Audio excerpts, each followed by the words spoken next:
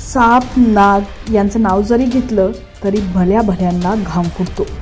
मात्र आता जो व्हिडिओ आपण पाहणार आहे तो व्हिडिओ पाहून तुमच्या तोंडातून शब्द देखील फुटणार नाहीत। आता असं काय घडलं या व्हिडिओमध्ये सविस्तर जाणून घेऊयात। त्याआधी तुम्ही जर HPN मराठी न्यूज चॅनल पहिल्यांदाच पाहत असाल आणि अजूनही चॅनलला सबस्क्राइब केलेलं नसेल तर नक्की सबस्क्राइब करा, जेणेकरून आमचे अपडेट्स लवकरात लवकर तुमच्यापर्यंत पोहोचतील।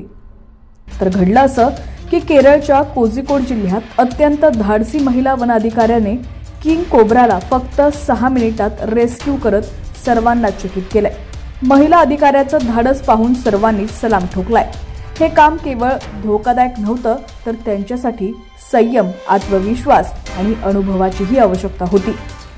व्हिडिओमध्ये स्पष्टपणे दिसून येत आहे की महिला अधिकाऱ्यानं प्रथम संपूर्ण परिसराची काळजीपूर्वक तपासणी केली, नंतर विशेष उपकरणांच्या मदतीनं हळूहळू किंग कोब्राला नियंत्रित केलं आणि कोणतीही घाई न करता सुरक्षित ठिकाणी सोडलं।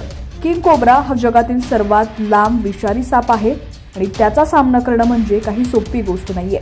हा साप खूप चपळ आणि धोकादायक आहे, तरीही या महिला अधिकाऱ्यानं हे बचाव अतिशय शांतपणे आणि निर्भयपणे पूर्ण केलंय। सोशल मीडियावरील लोकांनी या प्रयत्नांचं कौतुक केलंय। अनेक वापरकर्त्यांनी तिला रिअल हिरो असं देखील म्हटलेलं आहे।